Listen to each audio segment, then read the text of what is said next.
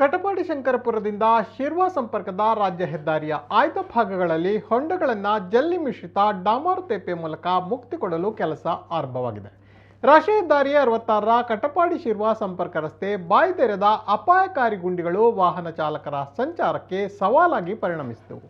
ರಸ್ತೆಯ ಹೊಂಡಗಳ ಭೀಕರತೆಗೆ ಸಾಕಷ್ಟು ಅವಘಡಗಳು ಇಲ್ಲಿ ನಿತ್ಯ ಸಂಭವಿಸುತ್ತಿದ್ದು, ನಿತ್ಯ ಅಪಘಾತ ನಡೆಯುವ ರಸ್ತೆಯಾಗಿಯೇ ಮಾರ್ಪಟ್ಟಿತ್ತು. ಮಳೆಗಾಲದಲ್ಲಿ ಹುಟ್ಟಿಕೊಂಡ ಹೊಂಡಗಳು ಅಪಾಯಕ್ಕೆ ಆಹ್ವಾನವನ್ನು ನೀಡುತ್ತಿದ್ದು, ಈ ಬಗ್ಗೆ ಮಾಧ್ಯಮಗಳಲ್ಲಿ ನಿರಂತರವಾಗಿ ಸುದ್ದಿಗಳು ಬಿತ್ತರವಾಗುತ್ತಿದ್ದವು. ಇದೀಗ ಕೆಲಸ ಆರಂಭವಾಗಿದ್ದು, ಇದು ಎಷ್ಟು ಕಾಲ ಬಾಳಿಕೆ ಬರಬಹುದು ಎನ್ನುವ ಪ್ರಶ್ನೆ ಸ್ಥಳೀಯರಲ್ಲಿ ಹುಟ್ಟುಹಾಕಿದೆ.